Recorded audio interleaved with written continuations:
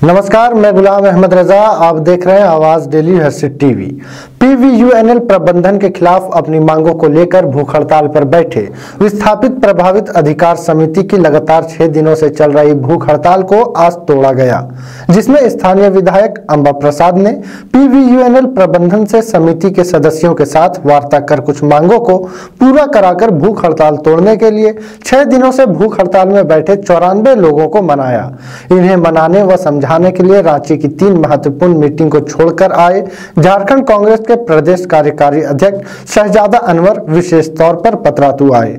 देखिए हमारे संवाददाता द्वारा भेजी गई यह खास रिपोर्ट। पीवीयूएनएल प्रबंधन के खिलाफ अपनी मांगों को लेकर भूख हड़ताल पर बैठे विस्थापित प्रभावित अधिकार समिति की लगातार 6 दिनों से चल रही भूख हड़ताल को आज तोड़ा गया, जिसमें स्थानीय विधायक अंबा प्रसाद ने पीवीयूएनएल प्रबंधन से समिति के सदस्यों के साथ वार्ता कर कुछ मांगों को पूरा कराकर भूख हड़ताल तोड़ने के लिए 6 दिनों से भूख हड़ताल में बैठे 94 लोगों को मनाया। इन्हें मनाने व समझाने के लिए राज्य की 3 महत्वपूर्ण मीटिंग को छोड़कर आए झारखंड कांग्रेस के प्रदेश कार्यकारी अध्यक्ष शहजादा अनवर विशेष तौर पर पतरातू आए। जहां भूख हड़तालियों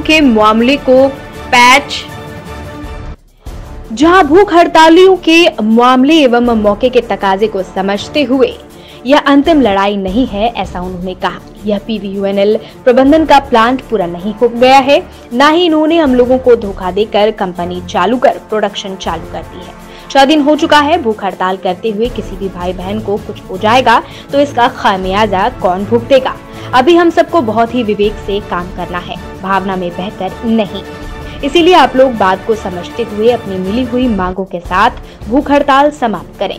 विधायक अंबा प्रसाद अपनी पूरी जिम्मेवारी का निर्वहन पूरी ईमानदारी से कर रही हैं। वहीं दूसरी ओर भूख हड़ताल का नेतृत्व कर रही खुशबू देवी ने विधायक अंबा प्रसाद एवं शहजादा अनवर को सभी लोगों के सामने कहा कि जब तक पीवीयूएनएल प्रबंधन लिखित आश्वासन नहीं देती है, हम लोग भूख हड़ताल नहीं तोड़ेंगे। जबरदस्ती करने पर फिर मैं कभी नजर नहीं आऊंगी। वहीं पीवीयूएनएल प्रबंधन की ओर से कहा गया कि कंपनी जॉब प्रोडक्शन और ऑपरेशन में आएगी, उस समय यही के लोगों को उनकी योग्यता के अनुसार और कंपनी के जरूरत के अनुसार एजेंसीज में काम कर रखा जाएगा। वहीं एक बात उन्होंने जोर देकर कहा कि विस्थापितों की जो मांग है कि जमीन के बदले उन्हें नौकरी पर रखा जाए, तो उन्होंने स्पष्ट कहा कि जमीन हमने झारखंड सरकार से लिए हैं, अतः हम किसी भी प्रेशर पे बाध्य नहीं हैं, उसके बदले उन्हें नौकरी दें। लेकिन क्षेत्र में विस्थापितों को पहली प्राथमिकता दी जाएगी, एजेंसीज में काम पर रखा जाएगा, कंपनी की जरूरत और क्षेत्र के लोगों की योग्यता के अनुसार। पतरातू से जय किशन पाठक की रिपोर्ट। दो गुटों के द्वारा ये लड़ाई लड़ी जा रही विस्थापितों की, विस्थापित प्रभावित अधिकार समिति और मोर्चा के द्वारा। कुछ दिन पहले मैनेजमेंट के द्वारा इन्हीं, चूँकि मांगे तो दोनों गुटों की एक ही है, 25 गांव के विस्थापितों को नौकरी चाहिए, मिनिमम वेजेज की जो बात है, और जब प्रोडक्शन में कंपनी आएगी तो उस टाइम अस्थायित्व के नौकरी चाहिए इन लोग को। मैनेजमेंट ने एक की बात मानी तो आपके हिसाब से क्या वो दूसरे गुट की मांग पूरी नहीं हुई? फिर आखिर ये इस भूख हड़ताल की नौबत आई क्यों? जब एक मांग एक है, मैनेजमेंट एक है, आप एक ही आदमी से या एक ही मैनेजमेंट से मांग कर रहे हैं, 2 अलग अलग ग्रुपों के द्वारा, लेकिन मांग तो एक ही है। और जब एक की मांग पूरी हो गई तो स्वतः दूसरे की पूरी हो जानी चाहिए। आपका इसमें क्या कहना है?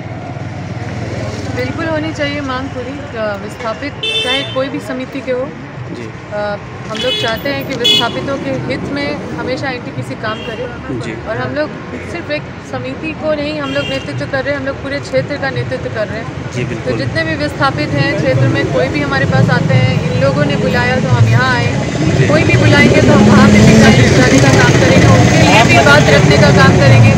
अगर उनको मीटिंग करना है या कुछ भी एक मतलब प्रतिनिधि मंडल कहीं भी किसी भी क्षेत्र से, कोई भी पंचायत से आए, कोई भी विस्थापित गांव से आए और उनको अगर मिलना है, कुछ बात रखना है, तो हम हमेशा उनको अपने नेतृत्व में मिलाने का काम करेंगे। धन्यवाद सर। आप बड़े भाई हैं, गार्जियन है पूरे क्षेत्र में, आप सबकी समस्याओं से रूबरू हुए और आप आए, हम लोग इसके लिए आपको धन्यवाद ज्ञापन करते हैं। मेरा सवाल फिर वही है, कि जब एक समिति, एक ग्रुप की मांग पूरी हो गई, मैनेजमेंट ने मांग पूरी कर ली, तो फिर इस भूख हड़ताल की नौबत आई ही क्यों? ऐसा क्या मांग था इन लोगों का जो मैनेजमेंट के द्वारा नहीं पूरा किया गया?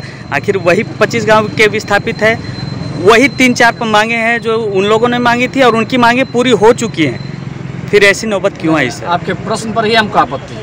पहले हमको ये बताया जाए कि किसने कहा कि सारी मांगों की पूर्ति हो गई? सब मांग मिल गया जी, सारा मांग मिल गया?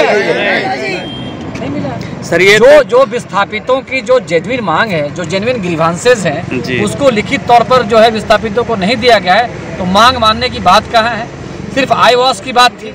और दूसरी बात, आपका जो एक बहुत बड़ा प्रश्न है जो आप कह रहे हैं कि अगर एक समिति से बात हो गई तो दूसरी समिति क्या हो सकते थे?